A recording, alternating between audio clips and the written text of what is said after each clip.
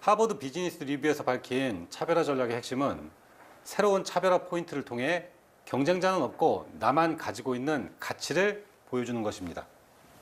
궁극적인 목적은 경쟁자와의 차이를 통해 치열한 경쟁 상황에서도 의사결정권자, 즉 입학사정관의 선택을 유도하는 것입니다.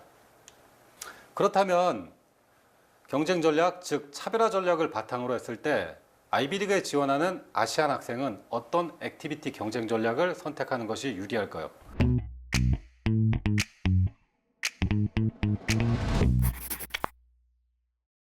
오늘은 아이비리그 합격 노하우 네 번째, 액티비티의 차별화, 성과와 인성에 대하여 이야기해 보겠습니다. 오늘 보여드릴 사례는 NGO 활동과 재능 기부를 통해서 성과와 인성이라는 두 마리 토끼를 잡을 수 있는 남다른 액티비티 전략입니다. 지난 아이비리그 합격 노하우 1부에서 입학사정관제를 이해하면 드림스쿨 합격이 보입니다라고 알려드렸습니다. 아이비리그 합격생의 세 가지 조건은 상당한 학업 성적, 두 번째 비교과 활동에서의 성과, 세 번째 인상적인 캐릭터, 즉 인성이며, 이런 조건을 갖춘 수만 명의 지원자 중에서도 탁월한 성과와 업적을 보여준 소수의 학생들이 드림스쿨에 합격하게 됩니다. 오늘 이 영상을 처음 접하시는 학생과 부모님들도 학생의 학년에 상관없이 바로 커먼 애플리케이션에 회원 가입하신 후 목표 대학에서 요구하는 질문들을 확인하시기를 추천합니다. 입학사정관들은 커먼 앱을 통해서 학생이 고등학교 4년 동안 이뤄낸 것들, 그리고 그들의 인성을 판단합니다. 대학이 지원자의 합격 여부를 결정하는 세부 항목들은 GPA, SAT 같은 교과 성적, 액티비티와 수상 실적, 에세이, 추천서 인터뷰, 그리고 재능과 열정을 강조할 수 있는 포트폴리오까지 무척 많은 항목들입니다. 아이비리그 입학사정관이 학생을 선발하는 방법은 이미 많은 분들이 알고 계신 것처럼 홀리스틱 리뷰입니다. 홀리스틱 리뷰에서는 지원자가 제출한 모든 정보를 총체적으로 평가하여 학생을 선발하는 방식입니다. 또한 홀리스틱 리뷰의 두 가지 핵심 기준은 첫째, 개인의 능력, 두 번째는 공동체에 대한 기여입니다. 아이비리그의 입학사정관들은 이 두 가지 기준을 가지고 학생의 원서에 기록된 다양한 항목을 평가하며 최종적으로 합격생을 선발합니다. 오늘 알려드릴 아이비리그 합격 노하우는 그 중에서도 많은 분들이 궁금해하시는 GDS의 액티비티 성공 전략입니다. 지원자의 고등학교 4년간의 교실 밖의 삶을 통해 입학사정관은 학생이 이루어낸 업적, 즉 성과를 확인할 수 있습니다. 또한 그 과정에서 드러나는 학생의 캐릭터, 인성을 엿볼 수 있습니다. 여기 보시는 것처럼 아트와 음악, 클럽 활동, 취미, 스포츠, 봉사활동 등 학생이 이뤄낸 것들과 여기에 직접적으로 언급되어 있지 않더라도 학생에게 의미 있는 활동이라면 얼마든지 액티비티로 정리할 수 있습니다. 잠시 지난 예일대 합격 노하우에서 보여드렸던 경쟁 전략, 차별화 전략을 복습하겠습니다. 하버드 비즈니스 리뷰에서 밝힌 차별화 전략의 핵심은 새로운 차별화 포인트를 통해 경쟁자는 없고 나만 가지고 있는 가치를 보여주는 것입니다. 궁극적인 목적은 경쟁자와의 차이를 통해 치열한 경쟁 상황에서도 의사결정권자, 즉 입학사정관의 선택을 유도하는 것입니다. 그렇다면 경쟁 전략, 즉 차별화 전략을 바탕으로 했을 때 아이비리그에 지원하는 아시안 학생은 어떤 액티비티 경쟁 전략을 선택하는 것이 유리할까요? 두 가지 선택이 가능합니다. 먼저 첫 번째는 지원자 대부분에 해당되는 공통점에 대한 경쟁입니다. 내가 공통 속성에 대한 항목에서 다른 학생보다 더 잘하는 사람이라는 것을 강조하는 전략입니다. 배더 전략입니다. 두 번째는 다른 지원자들은 제공할 수 없는 가치, 즉 나만 갖고 있는 차이점을 강조하는 전략입니다. 디퍼런트 전략입니다. 실제 GDS에서 드림스쿨에 합격한 학생들이 진행한 액티비티 차별화 전략의 내용을 보여드리겠습니다. 먼저 아이비리그에 지원하는 아시안 학생들이 보여주는 액티비티의 공통점, 포인트 오브 패러티를 정리했습니다. 학교 안에서 진행하는 남들과 비슷한 액티비티, 커먼한 액티비티들이죠. 그 다음엔 오랜 시간을 투자해야 하는 오케스트라 또는 다양한 스포츠 활동, 각종 교과 관련 경시대회, MUN, 디베이트 등의 활동, 온라인으로 진행하는 약간은 소극적인 봉사활동, 논문, 코딩 등 트렌드 변화에 따라 많은 학생들이 경쟁하는 활동들이 있습니다. 지금 보여드린 활동을 남들과 비슷하게 진행하며 액티비티에 투자하는 시간을 늘리는 방법, 더 많은 양을 보여주며 경쟁자를 압도하는 성과를 만들기는 쉽지 않습니다. 남들과 같은 이런 액티비티로 경쟁할 때는, 즉 배더의 경쟁에서는 압도적인 수준 차이를 만드는 것이 중요합니다. 음악의 경우 국제 콩쿠르 대회 수상 실적, 스포츠의 경우 지역 또는 국가대표급에 해당되는 성과가 중요합니다. 마찬가지로 논문이나 코딩 같은 액티비티를 준비한 학생이라면 학생이 선택한 액티비티 관련 분야에 국제대회 수상 실적을 보여주거나 상업화가 가능한 앱을 개발하거나 수익이 발생하는 사업체 운영 등의 방법으로 경쟁자와 차별화를 이룰 수 있습니다. 이번에는 차별화 전략의 핵심인 차이점, 즉 포인트 오브 디퍼런스에 대해 정리하였습니다. 내가 주인공이 되는 나의 역할과 가치가 명확한 액티비티, 유니크 액티비티에 해당되겠죠. 양보다 질을 보여줄 수 있는 액티비티, 국제행사 참가의 경우 그 행사가 일회성이라 할지라도 학생의 역할과 성과를 확실히 보여줄 수 있다면 충분한 가치가 있는 액티비티입니다. 그 다음은 재능 기부를 통해 인성을 보여줄 수 있는 액티비티, 비교과 활동을 통해 남과 다름을 보여줄 수 있는 액티비티, 때로는 역사의 현장에 동참하는 적극적인 봉사활동, 이런 모든 액티비티들, 남다른 성과들을 시각적으로 표현할 수 있는 포트폴리오까지. 지금 보여드린 액티비티는 남보다 나음보다는 남과 다름을 강조한 액티비티입니다. 여기서 잠시 커먼 앱 액티비티의 정확한 정의를 확인해 보겠습니다. Your life outside of the classroom, 교실 밖에서의 삶. 그리고 그 밑에는 이런 문구가 있습니다. When you accomplished any recognition you received. 당신이 성취한 것과 당신이 받은 인정들. 그 밖에도 다양한 항목들이 예시로 나와 있으며 마지막에 이런 문구가 있습니다. Are the experiences that you have been meaningful to you? 당신에게 의미 있는 다른 경험들. 이제부터 GDS 학생들이 진행했던 액티비티와 준비 과정, 그리고 액티비티의 효과적인 활용 방법에 관한 실제 사례를 보여드리겠습니다. 2020년 2월 일본 오키나와에서는 태평양 전쟁 강제동원 희생자 유해 발굴 사업이 진행되었습니다.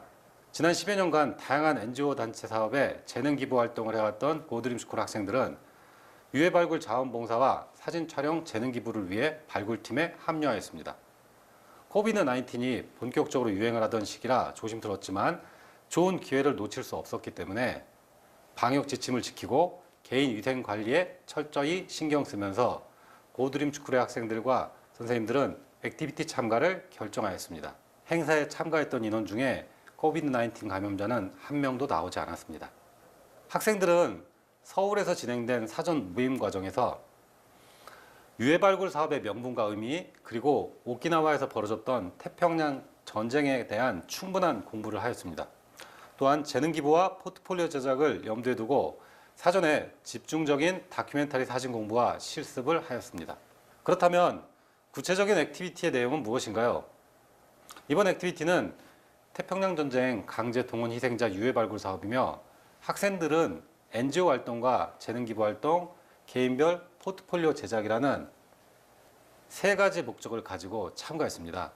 태평양 전쟁 강제 동원 희생자 유해 발굴 사업은 한국, 일본, 대만의 민간단체와 한국의 정부가 합동으로 진행한 사업으로 발굴 작업이 진행되는 동안 한국과 일본의 언론사들도 모든 과정을 함께하며 취재를 하였습니다.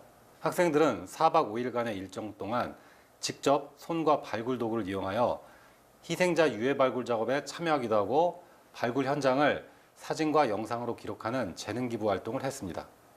이 소중한 경험은 대학 원서 작성 과정에서 남다른 성과와 인성을 입학 사정관에게 보여주는 중요한 액티비티가 되었습니다. 그렇다면 학생들은 이번 액티비티를 통해 무엇을 배웠고 어떤 결과물을 완성했을까요? 첫째, 학생들은 역사를 현장에서 배울 수 있었습니다. 교과서를 읽고 이해하는 간접적인 공부 이상의 것을 배웠습니다. 학생들은 태평양 전쟁을 경험한 생존자분들로부터 생생한 증언을 들을 기회가 있었고 전쟁이 남긴 피해와 남아있는 사람들이 겪고 있는 아픔을 직접 눈으로 확인할 수 있었습니다. 둘째, 국적과 연령을 뛰어넘는 우정을 경험할 수 있었습니다. 대만, 일본, 한국의 학생들과 다양한 연령의 민간인 자원봉사자들은 매일 저녁 강당에 모여 교류를 할 수 있는 시간을 가졌으며 자연스럽게 친분을 쌓을 수 있었습니다. 셋째, 발굴 작업 기간에 진행되었던 언론사 인터뷰에 참가하며 현장에서 직접 경험한 역사의 교훈을 스스로 정리하고 발표하는 기회를 갖게 되었습니다. 넷째, 고드림스쿨 학생들이 재능 기부한 사진들은 공식 결과 보고서에 사용되었으며 이런 활동 내용을 정리하여 추후에 대학 원서 포털에 업로드하였습니다. 다섯째, 강제동원 희생자 유해 발굴 봉사활동에 참여한 학생들은 자신의 경험을 커먼앱 액티비티와 대학 에세이 작성에 사용했습니다. 마지막으로 재능 기부 과정에서 각자가 촬영한 사진 작품들을 학생들의 개인별 홈페이지에 업로드하였으며 선별된 사진 작품과 해당 작품을 바탕으로 작성한 아트 에세이를 지원 대학에 포트폴리오로 제출하였습니다. 드림스쿨 합격을 목표로 준비한 GDS의 학생들도 다른 경쟁 학생들처럼 학교 내외에서의 활동을 충실하게 수행했습니다. 하지만 선택과 집중을 통해 남들도 하는 평범한 액티비티의 경쟁보다는 자신만이 가질 수 있는 가치, 즉 액티비티의 차이점, 포인트 오브 디퍼런스에 집중하는 경쟁 전략을 선택했습니다.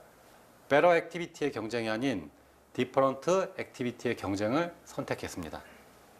그리고 고드림스쿨 학생들은 여기 보시는 것처럼 치열한 경쟁을 뚫고 스탠포드, USC, NIU, 퍼듀 등 각자의 드림스쿨에 합격하였습니다. 여기까지 보시면 이런 질문들을 정말 많이 하십니다. 아이비리그 합격을 위해서 어떤 액티비티를 해야 하나요? 반드시 남들과 다른 액티비티를 해야 하나요? GDS 학생들의 진학 결과를 확인하신 후에는 그렇다면 교내 활동은 포기하고 교회 활동 위주로 해야 하나요? 아닙니다. 다시 말씀드리지만 좋은 액티비티는 어떤 활동이든 상관이 없습니다. 소소한 것부터 거창한 액티비티까지 학생이 4년이란 시간 동안 만들어낸 성과와 인성이 담긴 액티비티라면 모두가 아이비리그 합격에 도움이 될 수 있습니다. 먼저 남들이 많이 하는 액티비티로 경쟁을 할 때는 압도적인 성과를 목표로 준비를 하세요. 반면에 남들과 다른 액티비티로 경쟁을 할 때는 본인만의 역할과 같이, 즉 남다른 성과와 인성을 액티비티에 담는 것을 목표로 준비하면 됩니다. 좋은 액티비티의 세 가지 핵심 키워드는 재미, 의미, 성장, 즉 fun, meaning, growth입니다.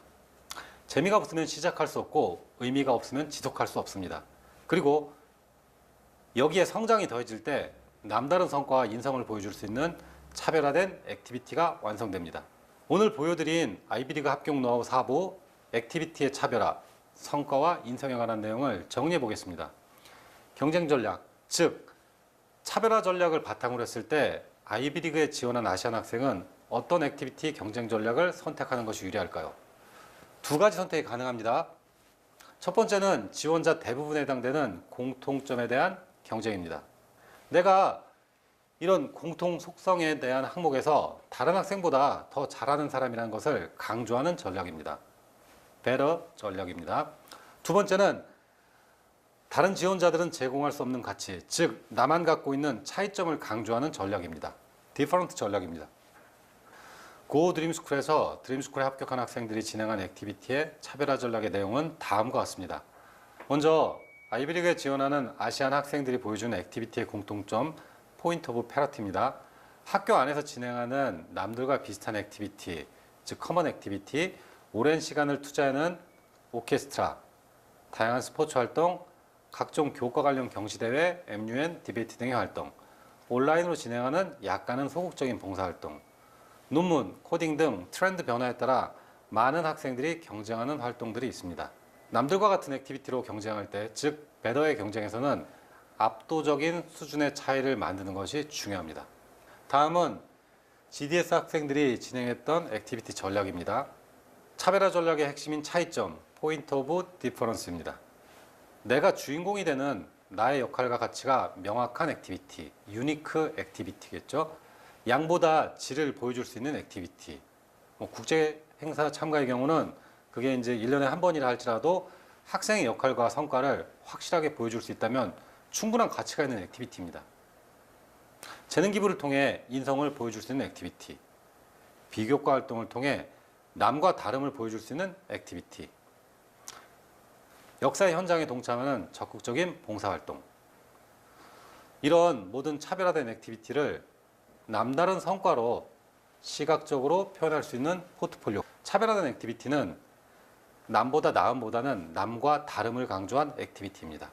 GDS 학생의 실제 사례에서는 태평양 전쟁 강제동원 희생자 유해 발굴 봉사활동에 직접 참여했던 학생들이 자신의 성과와 인성을 커먼앱 액티비티에 표현하는 방법을 보여드렸습니다.